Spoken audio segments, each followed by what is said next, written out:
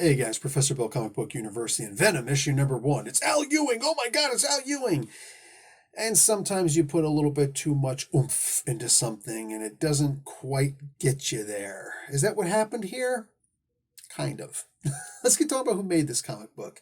We'll go on from there. This is Venom issue number 1, 2021. All right, just so we're on the same page. The comic book page. Al Ewing and Ram V did the writing in this book. Brian Hitch, who I mostly know from the old Justice League and the Hawkman series, back in the beginning, and amazing artist. Andrew Curry does the inks and Alex Sinclair on the colors. VC's Clayton Cowles doing the letters. Whole bunch of people doing the covers and variant covers and blur. And yeah, enjoy. This really is a takeoff directly from, it could have been, actually it is, it could have been the day after the final issue of Venom from Donny Cates, right? And who was that? Not Begley. Oh my God, Ryan Stegman. Jeez, could have been immediately after that, but it was like a couple weeks after there, and it's the exact same story. And let's just move on. So even though I didn't dislike, I liked it enough that I continued reading the story and reviewing the stories for Venom, right? I was really hoping it was going to end on a high note because unfortunately Venom is that story that I was on such a high for Donny Cates, such a huge high, right? And then all of a sudden by reading this and everything, almost everything else that this guy's done, at some point while reading this, I just thought to myself, this is not that good. It's really not. It's a lot of big, oh my God, guys, hey kids, look, big, more sizzle than steak. You get what I'm saying? You hear a sizzle on a frying pan in the kitchen, you're thinking, oh yeah, you start smelling some steak. Oh yeah, you go and you see it's a little tiny, it's like, what? What? So yeah, that bothered me a little bit. So I'm not the biggest fan in the world of that series, I am happy enough that Ewing didn't decide to let's just redo this from scratch. Hey, introducing Eddie Brock. You've never seen this guy before, have you? No. Right in the beginning, we see that Dylan is riding the symbiote. Like he's in the symbiote, he's doing his thing. Twice in here, it's mentioned, and obviously this is going to be important for later on. Eddie tells Dylan, don't bond with the symbiote. Now, I remember him saying that in the Donny Cates story also. So seeing it twice in issue number 1 in this, goddamn well that he's going to bond with the freaking symbiote. And right there, that's just one of those things where it's like, okay, I know that he's going to do it, and I'll be hugely disappointed if he doesn't. But now I want to see how it's going to happen, right? This is Ewing. This is what Al Ewing does. This is just what he's able to do. And I've read some Ram V before, but I'm not so familiar with him that I can look and say, oh, this is a V-ism, right? I just don't have that yet with him. I've liked, I think, everything that I've ever read from the guy, but I know Al Ewing's writing more. So I don't mean to discredit Ram at all, Geez, some of the things that I've read from this guy, I'm trying to remember, but he's got a very positive taste in my mouth. That just sounds very sexual. Anyway, I'm going to move on, all right? I like Ram V stuff. I just don't have his style, down packed just yet. Maybe I have to assume that everything that I've seen here that I'm not used to Ewing doing, maybe that's Ram. I am wondering why there are two writers on this. That is interesting. Nonetheless, during the course of this, you see that Eddie does still have the King in Black powers. Okay, fantastic. I don't want to see him lose it. I hated that he got it, but I don't want to see him just suddenly not have it all of a sudden. I want it to be explained because this is a franchise. Again, I despise, it is venom to my ears when I hear somebody, especially a writer or an editor, saying, well, continuity kills. Bro, no, that kind of attitude kills a franchise. That's what happens. No, continuity does not kill. Continuity keeps people invested in the characters, in the world, in everything, right? If all of a sudden they say, oh, Yeah, all the heroes, they're all in freaking, I don't know, Riyadh, Saudi Arabia, and they're running around because they've got big buildings too. I've been there. I've been there for a year. It's like huge buildings, right? And they're just, oh yeah, that's where all the, not New York City. No, they all congregate in Riyadh, Saudi Arabia. Well, then suddenly you're going to have a lot of people turned off, And of course, there'll be the big thing where you're calling people racist and what. No, the standard was that they were always in New York City. I don't care if you're butthurt if you're in California. Screw you. You know what I'm saying? The heroes have, for the most part, all been in New York City, with very rare exceptions. It's like taking Batman out of Gotham. Why would you ever do that? Gotham is much as a part of the story as Batman is. I digress. I like the idea that Eddie was kept as the King in Black, even though I hated the so obvious trope that I've beaten you, so now therefore I've become you. I'd rather have seen it turn in a way in this story where Eddie starts to become what he hates or even what he fears. Because this is like, you're talking about Eddie dealing with his son, and he's been an absentee father because he didn't know that he had a son. But now we're seeing that he's an absentee father, and he thinks that he's doing the best he can for his son, but all your son wants is for you to be home. That's something that so many parents fail to understand. Even when they've had that life and they become an adult, they start thinking to themselves, I need to go out and I need to start working 2 jobs and I need to make all this money and blah, blah, blah, blah, and all this stuff and make a better life for my kid. And your kid grows up to hate you and to be a scumbag. Why? Because you weren't in his life. Right? You weren't in his life or her life. You weren't in the child's life. And therefore, the kid doesn't like you. Right? And the kid winds up growing up without positive values. They just grow up thinking you got to make money because that's all that matters in the world. And I don't. So you grow up with a little self-esteem and things like that, right? And that's the mistake that so many parents make, mothers and fathers, right? In this particular case, though, mom's dead. So we're talking about fathers. So that's actually something that I'd rather see, is that Eddie grows up, or Eddie starts going through his powers and he becomes more like the King in Black. And maybe we could still see that at some point. But it looks like we're going in a different direction, a direction that I'm not going to like. Eddie just defeated the most powerful being he's ever had to fight in his life. Eddie's fought Superman before and kicked Superman's ass. Dead serious. Go back to I think it was in the late 80s. I think it was in the 90s. But anyway, whatever it was, Eddie Brock actually kicked Superman's ass. Genuinely happened. Overpowered him and everything. And it was pretty much no damn sweat. But King in Black, he's got a really hard time with. He's been killed a couple of times. He fell for like 3 issues, 5 issues straight, right? And even when he stopped falling, he started falling again. It's like, oh my God, this guy won't stop falling. But then suddenly he stops falling and he wins. And it's just the most ridiculous way that he wins. And I was extremely disappointed with that. Okay, whatever. But now that he's got the powers, what is he going to do with it? Oh, suddenly there's somebody more powerful than him. God damn it, are you serious? Are you serious? To reiterate that, Eddie fights the most powerful being he's ever had to fight before. Not only does he finally beat him, but one of the most ridiculous tropes ever, he becomes he gets that person's powers, right? So instead of going with the idea that he becomes that nightmare, he winds up acting like him. No, instead, they just throw in the worst and even worse trope.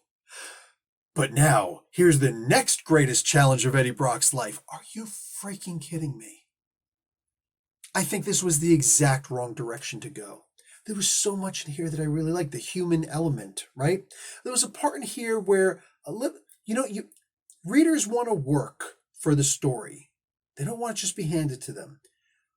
So when you see Eddie going with John, Paul, George, and Ringo, okay? Beatles reference for anybody who's too young to know the Beatles. He's going with these other 4, he wasn't actually going with the Beatles, he's going with these other 4 symbiotes. You remember back in the day when symbiotes weren't really useful if they didn't have a host? When did that change exactly?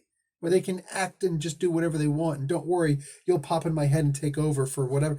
When did that ever happen? They were supposed to, like, you really needed the human, that symbiotic relationship, to actually be able to accomplish anything.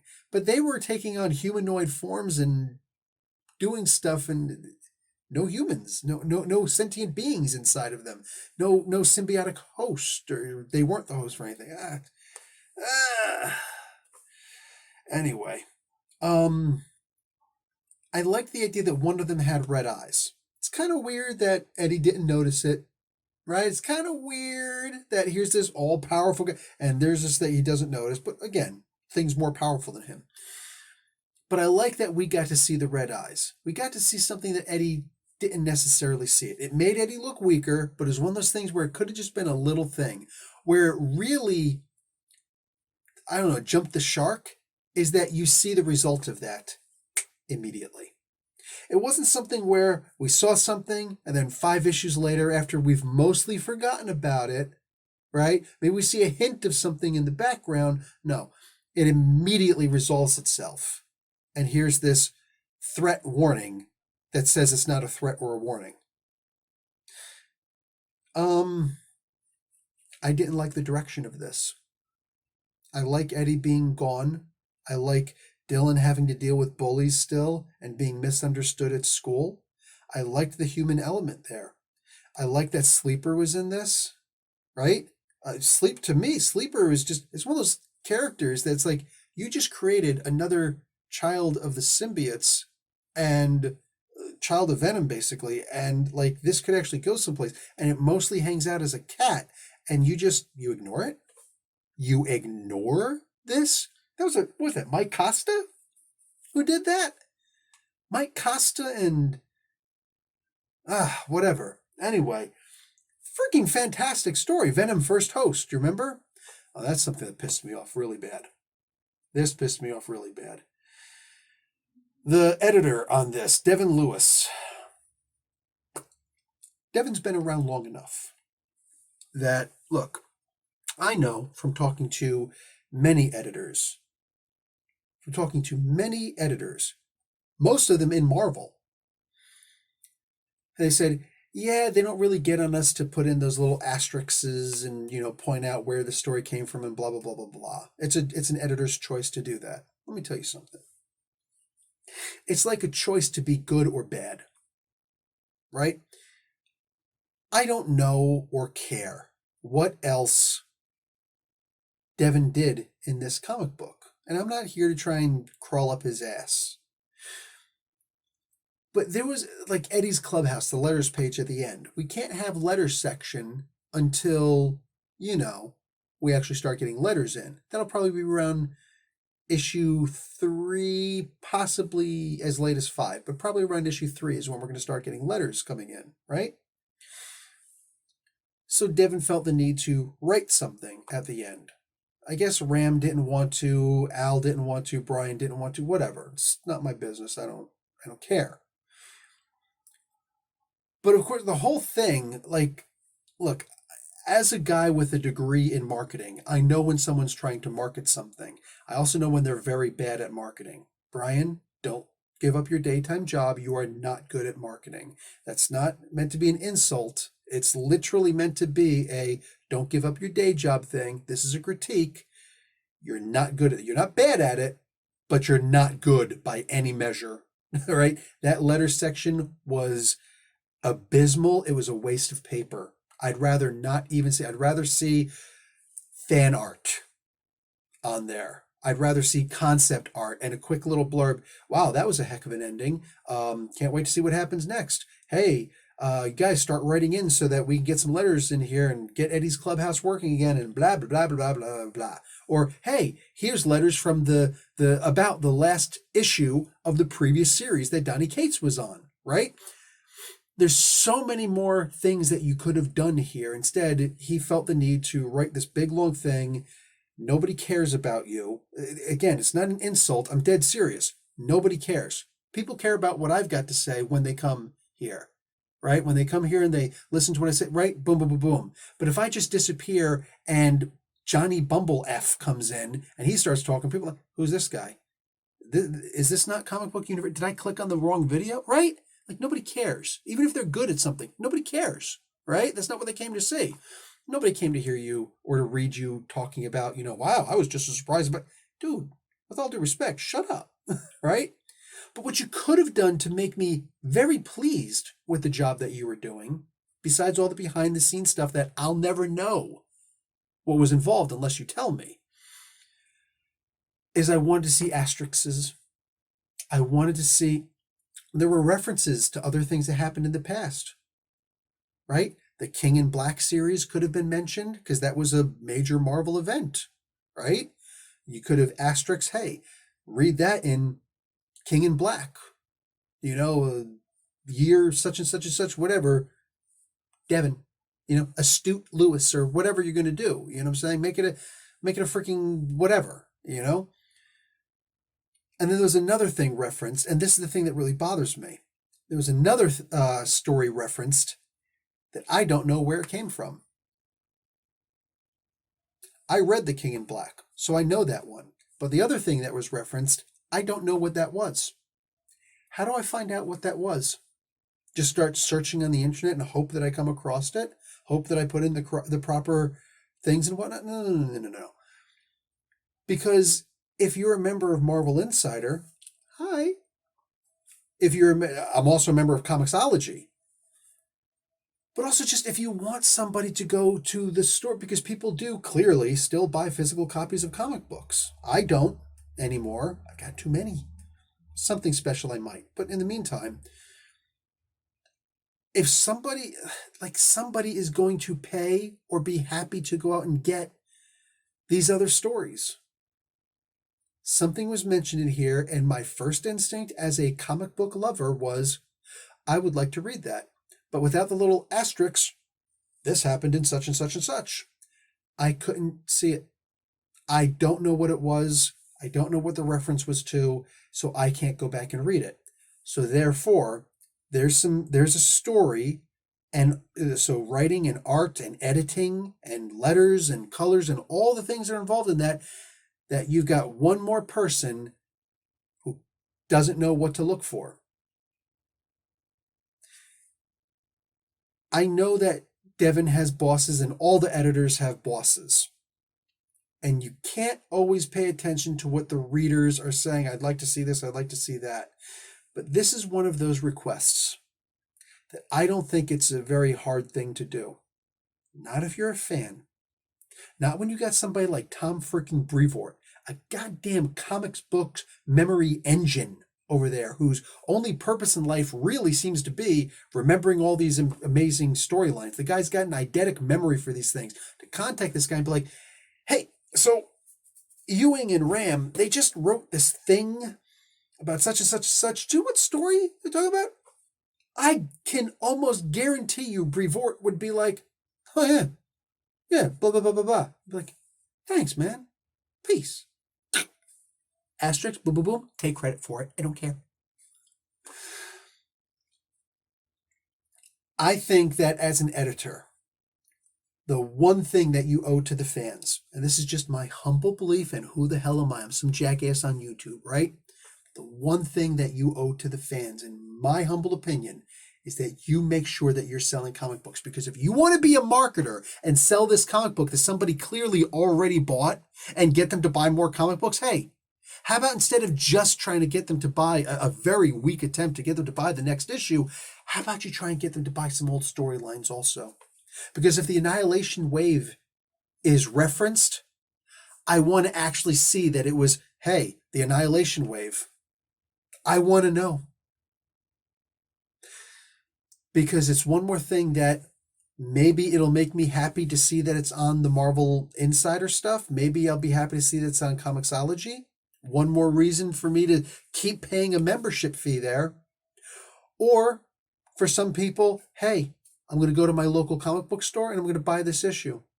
The comic book store makes some money and Marvel makes some money, because now my comic book store guy and all the other comic book stores, they call up, Diamond or Marvel or who the frick ever nowadays is Midtown Comics over here on the East Coast, apparently.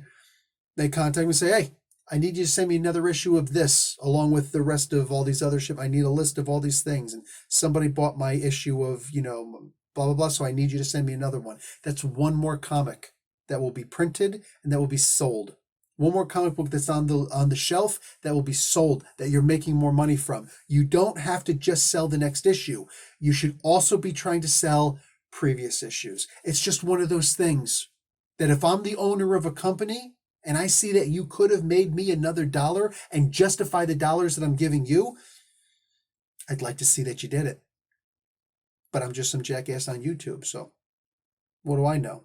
I know that too many editors are and I don't know Devin. He might be the nicest guy in the world, and I would love to know the dailies of what he does and all that he contributes to whatnot. But from what I see from this comic book, the biggest weak link was actually Devin not putting in, because a thing was mentioned and I want to read that, and I've got to depend on you guys to do that. Maybe you guys should be being paid what Devin is being paid. It's probably not much, but I don't know. Big corporations don't usually, on average, pay their employees very well, do they? Anyway, guys, I said my piece. I'm going to see what happened next. No promises on an issue number 2 review, but I'm not writing it off completely. I will probably look at this because I'm a huge fan of Ewing, and I really would. And I'm probably going to start reading some more Ram V. Maybe I'll do a back issue of something that Ram V has done, just because. If he's on this book, it means that Ewing trusts him, because I believe, without knowing, I believe Ewing has enough clout to be able to say, this guy sucks. Get him out of here. He's bullocks. Because he's got that English accent. I'm out. Guys, like the video, watch an ad, and I'll talk to you later. Professor Bill, Comic Book University. Class dismissed.